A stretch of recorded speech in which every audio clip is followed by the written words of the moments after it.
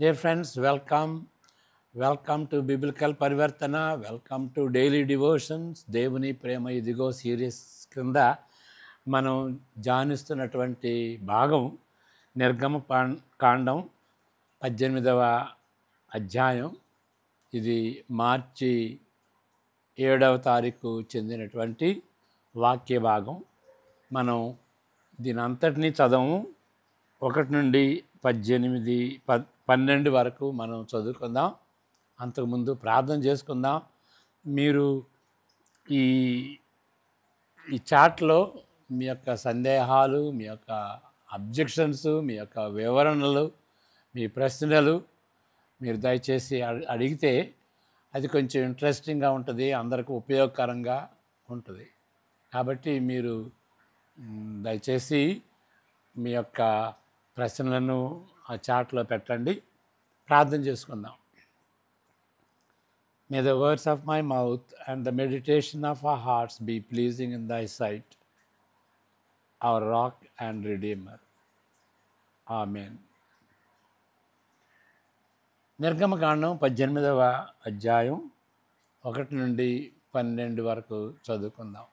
దేవుడు మోషేకును తన ప్రజలైన ఇశ్రాయేలీయులకును చేసినదంతయు, యెహోవా ఇశ్రాయేలీయులను ఐగుప్తు నుండి వెలుపలికి రప్పించిన సంగతియు, మిద్యాను యాజకుడును మోషే మామయునైన యిత్రో వినినప్పుడు, మోషే మామయ్యైన ఆ యిత్రో తన యొద్దకు పంపబడిన మోషే భార్య అయిన సిప్పోరాను ఆమె 2 కుమారులను తోడుకొని వచ్చెను.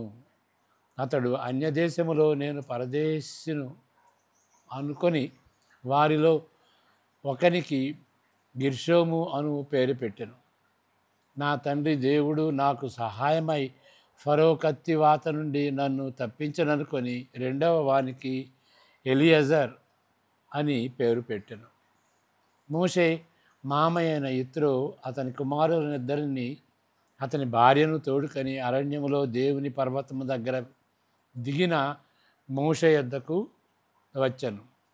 యిత్రో అను నీ మామనైన నేనును నీ భార్యయు ఆమెతో కూడా ఆమె 2 కుమారులను నీ యొద్దకు వచ్చి ఉన్నామని మోషేకు వర్తమానం పంపగా, మోషే తన మామను ఎదుర్కొని పోయి వందనము చేసి అతని ముద్దు పెట్టుకొనెను. వారు ఒకరి క్షేమము ఒకరు తెలుసుకొని గుడారంలోనికి వచ్చిరి.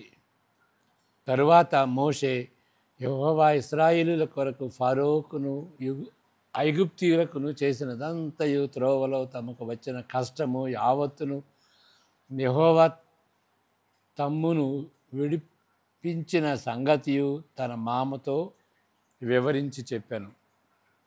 యెహోవా ఐగుప్తీయుల చేతిలో నుండి విడిపించి ఇశ్రాయేలీయులకు చేసిన మేలంతటిని గూర్చి యిత్రో సంతోషించెను. మరియు యిత్రో ఐగుప్తీయుల చేతిలో నుండి ఫరో చేతిలో నుండి మిమ్మల్ని విడిపించి ఐగుప్తుల చేతి క్రింద నుండి ఈ ప్రజలను విడిపించిన యెహోవా స్తుతింపబడును గాక. ఐగుప్తీయులు గర్వించి ఇశ్రాయేలీయుల మీద చేసిన దౌర్జన్యమును బట్టి ఆయన చేసిన దాన్ని చూచి, యెహోవా సమస్త దేవతల కంటే గొప్పవాడని ఇప్పుడు నాకు తెలిసినదనెను. 12వ వచనం. మరియు మోషే మామయ్యైన యిత్రో ఒక దహన బలులను దేవునికి అర్పింపగా, అహరోను ఇశ్రాయేలీయుల పెద్దలందరూ మోషే మామతో దేవుని సన్నిధిని భోజనము చేయవచ్చిరి. ఇక్కడ కార్సన్ గారి కామెంటు ట్రాన్స్లేట్ చేయబడింది తెలుగులోకి. దాన్ని చదువుకుందాం. మిద్యానులో మోషే తన మామయ్యని యిత్రోతో గడిపిన శతాబ్దాలలో, అంటే 40 సంవత్సరాలు అక్కడ మిద్యాన్లో ఉన్నాడు కదా. అక్కడే ఆయన జిఫోరాని పెళ్లి చేసుకున్నాడు. ఆయన మామతో ఉన్నాడు. ఏం సంభాషించుకున్నాడో అది మనం ఊహించుకోవాల్సిందే. ఏమై ఉన్నదో కేవలము మనం ఊహించుకోవలసినదే. కానీ వారి సంభాషణలో యెహోవా దేవుని గురించి తప్పక ప్రస్తావిస్తున్నట్లు స్పష్టంగా ఉన్నది. తర్వాత అసాధారణమైన మోషే పిలుపు సందర్భములో ఆయనకు అప్పగించబడిన బాధ్యత దాన్ని బట్టి తాత్కాలికంగా మోషే తన భార్య బిడ్డలను మామగారి సంరక్షణలో విడిచిపెట్టెను. అది 12వ వచనంలో ఉంటుంది. బహుశా పర్హాప్స్ ఓకే. ఇక్కడ 4వ అధ్యాయంలో 24, 25, 26 ఈ 3 వచనాల్లో ఉన్నటువంటి విషయం ఏంటి అని అంటే, మోషే పిల్లల్ని మరి దేవుని ఉగ్రత నుండి కాపాడుకోవటం కోసమని వారిని ఎమర్జెన్సీగా వారికి ఈ సర్కంసెషను చేసినట్టుగా మనం చూస్తాం. కాబట్టి ఆ సందర్భంలో మరి దేవుడు అప్పగించినటువంటి బాధ్యతను నిర్వహించాలి కదా. కాబట్టి త్వరగా వెళ్ళేటప్పుడు మరి పిల్లల్ని ఆయన సున్నతి చేయించాడు అన్నమాట, దేవుని ఉగ్రత పడకుండా. ఆ సందర్భం కూడాను దీన్ని బట్టి అని మనం గ్రహించుకోవచ్చు. 4వ అధ్యాయం 24, 25, 26 వచనాలు కూడా మనం చదువుకుందాం. నిర్గమకాండం 4:24. మోషే తన మామ మాట విని అతడు చెప్పినదంతయు చేసెను. 18 కాదు, 4వ అధ్యాయం 4:24 నుండి 26. అతడు పోవు మార్గమున సత్రములో యెహోవా అతనిని ఎదుర్కొని అతని చంపచూడగా, సిప్పోరా వాడిగల రాయి తీసుకొని తన కుమారునికి సున్నతి చేసి అతని పాదముల యొద్ద అది పడవేసి, నిజముగా నీవు నాకు రక్త సంబంధమైన పెనిమిటి వైతివనెను. అంతటా ఆయన అతనిని విడిచెను. అప్పుడు ఈమె, ఈ సున్నతిని బట్టి నీవు నాకు రక్త సంబంధమైన పెనిమిటి వైతివనెను. మరియు యెహోవా మోషేను ఎదుర్కొనుటకు అరణ్యంలోనికి వెళ్ళమని అహరోనుతో చెప్పగా, అతడు వెళ్ళి దేవుని పర్వతమందు అతని కలుసుకొని అతని ముద్దు పెట్టుకున్నాడు. 24 నుండి 26 వరకు మాత్రమే. అంటే ఎందుకు ఈ ఎమర్జెన్సీగా సున్నతి చేయించాడు అంటానికి, మరి దేవుడు పిలిచినటువంటి ఆ పిలుపుని బట్టి, ప్రత్యేకమైనటువంటి ఆ యొక్క మిషన్, ఆ బాధ్యతను నిర్వర్తించడానికి ఆయన వెళ్ళబోతున్నప్పుడు హరీడ్గా తన పిల్లలకి సున్నతి చేయించాడు. కాబట్టి నిర్గమ 4లో ఉన్నటువంటి సందర్భం ఈ సందర్భానికి ముడిపడి ఉన్నది అని కూడా మనం గ్రహించుకోవచ్చు. బహుశా ఇప్పుడైతే మోషే భార్య సిప్పోరా వారి కుమారులు గెర్షోము, ఎలియాజర్తో పాటు ఇప్పుడు ఈ రెండు గురించి మనం తెలుసుకున్నాం. గెర్షోము అని ఎందుకు పేరు పెట్టాడు, ఎలియాజర్ అని ఎందుకు పేరు పెట్టాడు మనం చదువుకున్నటువంటి వాక్య భాగంలో ఉన్నది క్లియర్గా. వారితో పాటు మోషేను చూచుటకు యెత్రో వస్తున్నాడని విన్నాడు. ఆయన వచ్చినప్పుడు పాత సంభాషణను కొనసాగిస్తున్నాడు. అయితే క్రొత్త విషయం మాట్లాడుతుంది ఏంటి అని అంటే, ఐగుప్తు బానిసత్వం నుండి తన ప్రజలను విడిపించుటకు యెహోవా దెబ్బ వెంట దెబ్బ కొట్టిన వృత్తాంతమును వివరిస్తున్నాడు. ఏ విధంగా ఐగుప్తు నుండి ఇశ్రాయేలు ప్రజలు విడువబడ్డారో, ఏ విధంగా యెహోవా దేవుడు ఆ తెగుళ్ళ ద్వారా దెబ్బ కొట్టేసేసాడు, దెబ్బ వెంట దెబ్బ అని అవన్నీ కూడాను వాళ్ళు సంభాషించుకొని ఉంటారు.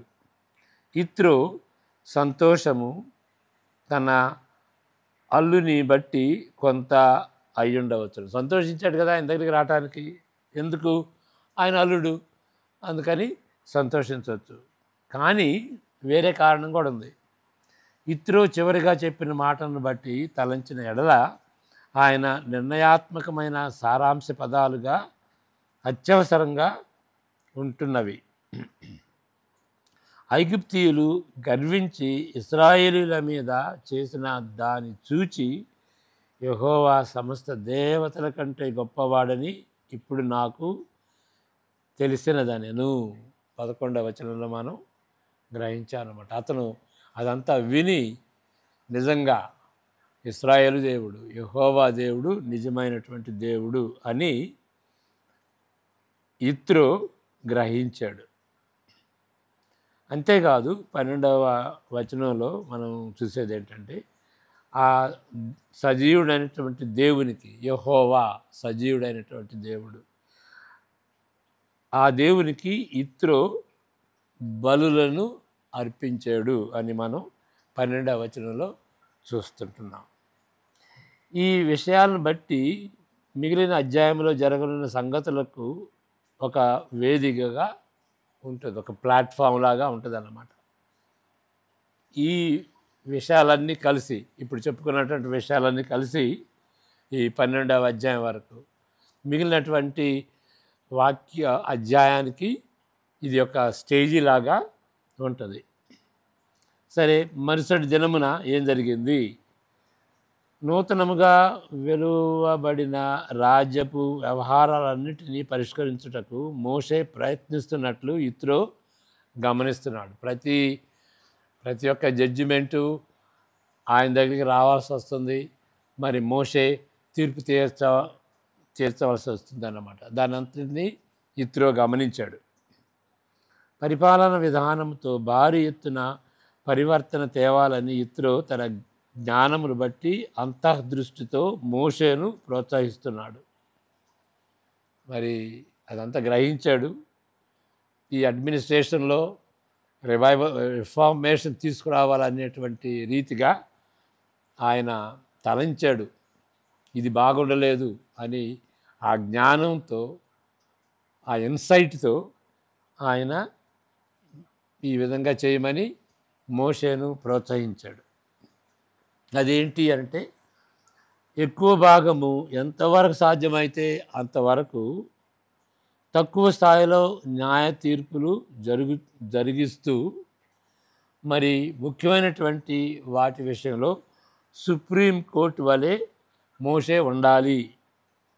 అది అత్యంత కీలకమైన కేసులు మాత్రమే మోషే దగ్గరకు తీసుకురావాలి, ఆయనకు కేటాయించాలి అని తీవ్రమైన న్యాయ వ్యవస్థ జరగాలని యిత్రో సలహా ఇచ్చాడు. డెలిగేట్ చేయమని.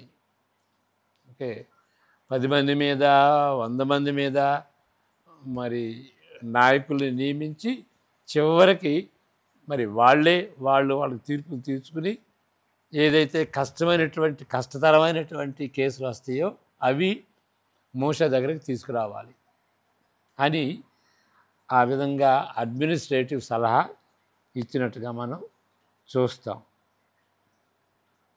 తన మామ మాటలను శ్రద్ధగా మోషే ఆలకించి తన సలహా ప్రణాళిక అంతటినీ అమలు చేశాడు. మరి 24వ వచనం చదువుకుందామా? 18, 24 నిర్గమకాండం.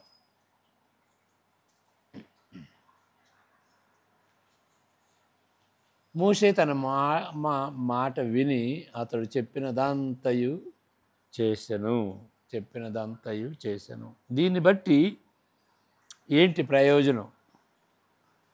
ప్రజలకైతే కలిగినటువంటి ప్రయోజనం ఏంటి అని అంటే, ప్రజలు విసిగిపోలేదు. వెయిట్ చేయటం, ఇక ఎంతో లైన్ కట్టి వెయిట్ చేయాల్సి వచ్చింది. అలాంటి పరిస్థితి ఇప్పుడు లేదు. వాళ్ళు విసిగిపోవాల్సినటువంటి పరిస్థితి తగ్గింది. ఇక మోషే విషయంలో ఆయనను పీడించుట కూడా తగ్గింది. ఇక ఆయన దగ్గరికి రావటం, మరి ఆయన్ని పీడించటం అది కూడా తగ్గింది. ఈ అధ్యాయం చివరిలో మనం గమనించింది ఏంటంటే, యిత్రో తన ఇంటికి తాను తిరిగి వెళతాడు.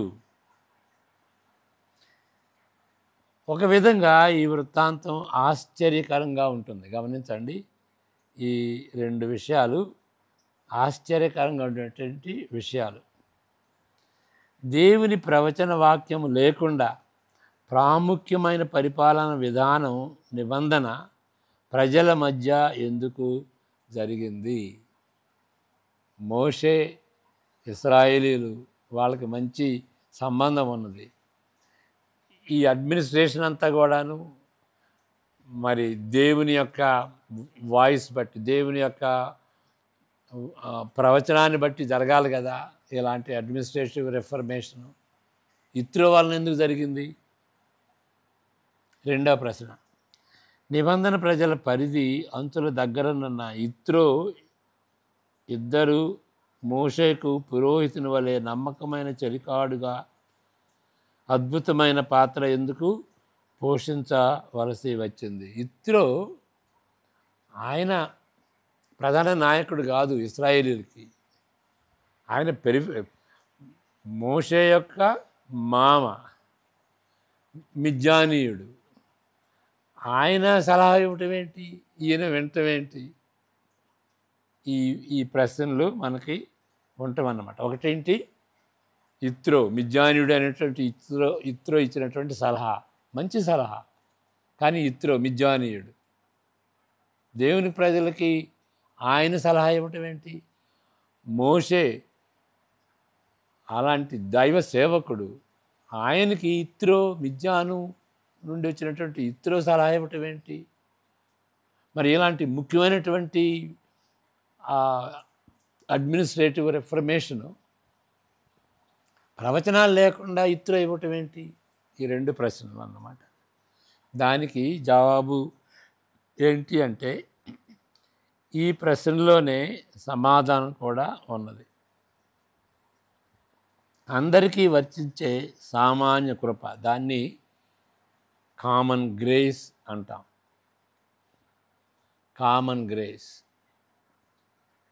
దేవుడు వినియోగించుకుంటూ వారి సలహాల ద్వారా దేవుని ప్రజలను ఆశీర్వదించవచ్చును. కామన్ గ్రేస్ను బట్టి దేవుడు తన ప్రజలను ఆశీర్వదించాడు. ఇత్రో ఆయన కామన్ గ్రేస్కి, ఈ సామాన్య కృపకి ఆయన ఛానల్గా ఉన్నాడు. ఇత్రో దేవుని సార్వభౌమత్వ కృపను, అంటే సావరిన్ గుడ్నెస్, దాన్ని బట్టి సముద్రమును పాయలు చేసినట్లే అనుకూల సమయంలో ఇత్రోను తెరపైకి తెచ్చి వారి అవసరతను తీర్చుకున్నాడు.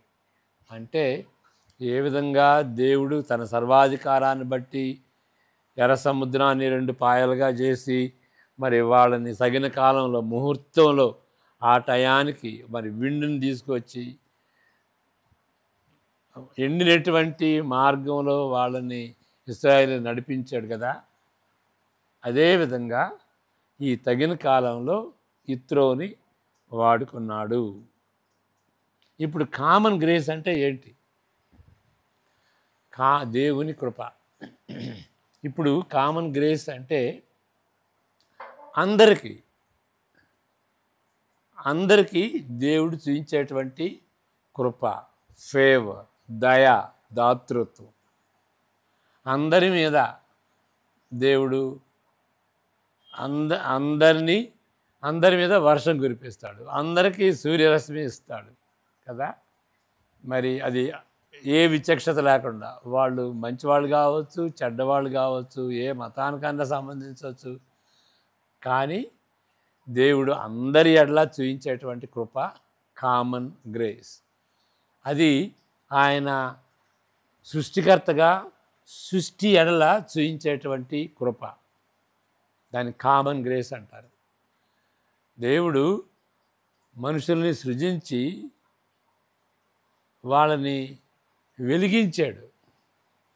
ఆ వెలుగు ఏంటి అంటే కామన్ గ్రేస్.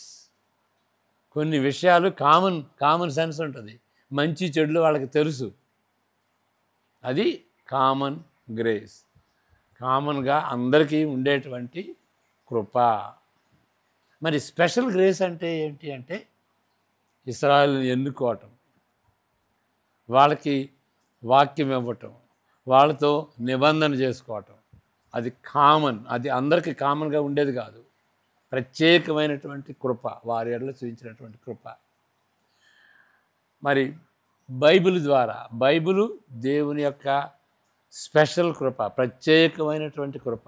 బైబిలు అన్నీ అనుగ్రహించి ప్రత్యేకంగా వారిని దీవించాడు. ఎవరైతే బైబిల్ చదువుతారో అది దేవుని యొక్క ప్రత్యేకమైనటువంటి వరం. అంతేకాదు, యేసు ప్రభు ప్రత్యేకమైనటువంటి రీతిలో ఆయన తన కృపను చూయించుకున్నాడు ఆయన ద్వారా. దట్ ఈస్ స్పెషల్ అన్నమాట. కాబట్టి కామన్ గ్రేస్ అంటానికి, స్పెషల్ గ్రేస్ అంటానికి ఆ తేడాని మనం చూడాలి. దేవుని యొక్క ప్రజల్ని దేవుడు ఆశీర్వదించేది ఏ విధంగా అంటే అన్ని విధాలుగా ఆశీర్వదిస్తాడు. కామన్ గ్రేస్తో, కామన్ గ్రేస్ను బట్టి ఇత్రోను ఏ విధంగా ఆశీర్వదించాడో ఆ విధంగా ఆశీర్వదిస్తాడు. అంతేకాదు, మరి ఇశ్రాయేలుని బబులోను ద్వారా దేవుడు వాళ్ళని శిక్షించాడు. కాబట్టి దేవుడు వాడుకుంటాడు, ఎవరినన్నా వాడుకుంటాడు. మరి ఆ గాడిదను వాడుకుని బిలాం అయినటువంటి ప్రవక్తతో మాట్లాడాడు. ఓకే, బాలాక్ విషయంలో. కాబట్టి దేవుడు దేనన్నా వాడుకుంటాడు. కాబట్టి దేవుడు వాడుకుంటున్నాడు కాబట్టి నేను పరిశుద్ధుడిని అనటానికి వీలు లేదు. ఎవరినన్నా దేవుడు వాడుకోవచ్చు. ఇప్పుడు దేవుడు ఎవరినన్నా వాడుకుని దేవుని ప్రజలను ఆశీర్వదించవచ్చు, దేవుని ప్రజలను ప్రోత్సహించవచ్చు, వాడికి సహాయం చేయవచ్చు. అంతేకాదు, దేవుని ప్రజల్ని కరెక్ట్ చేయొచ్చు. బబులోనీయులు ఇశ్రాయేలుని ఏ విధంగా శిక్షించారో, ఏ విధంగా కరెక్ట్ చేశారో, కాబట్టి దేవుడు కరెక్ట్ చేయడానికి వాళ్ళని కూడా వాడుకోవచ్చు. కాబట్టి ఏ ప్రభుత్వం అయినా సరే క్రైస్తవ సంఘాన్ని కరెక్ట్ చేయటానికి దేవుడు వాడుకోవచ్చు, ఏ ప్రభుత్వానన్నా వాడుకోవచ్చు. దేవుడు మన మంచి నిమిత్తమై కరెక్ట్ చేయటం కూడా మన మంచి. కాబట్టి దేవుడు ఎవరినన్నా వాడుకుంటాడు. కాబట్టి దేవుడు ఎవరి ద్వారా ఏం చేస్తున్నాడో మనం గ్రహించి మనం సరి అయిన రీతిలో ప్రవర్తించాలి. మనలో తప్పులుంటే దేవుని మీద ఆధారపడకుండా, డబ్బుని ఆధారపడితే, పరిశుద్ధ జీవితం జీవించకుండా, ఐక్యంగా జీవించకుండా, ఒకళ్ళనొకళ్ళు కొట్టుకుంటూ ఉంటే దేవుడు ఏ ప్రభుత్వానన్నా వాడుకోవచ్చు. కాబట్టి కామన్ గ్రేస్ ద్వారా దేవుడు తన ప్రజలను ఆశీర్వదిస్తాడు. ఇత్రో ద్వారా మోషేకు సలహా ఇచ్చినట్లుగా, ఇశ్రాయేలీయులకు సలహా ఇచ్చినటువంటి రీతిగా ఆ విధంగా గమనించాలన్నమాట. ప్రార్థన చేసుకుందాం. యెహోవా నిన్ను ఆశీర్వదించి కాపాడును కాక. ఆయన తన సన్నిధి కాంతిని నీపై ప్రకాశింపచేసి నిన్ను కరుణించును గాక. ఆయన తన సన్నిధి కాంతిని నీపై ఉదయింపజేసి నీకు సమాధానము అనుగ్రహించును గాక. ఆమేన్. God bless you. 25 నిమిషాలా?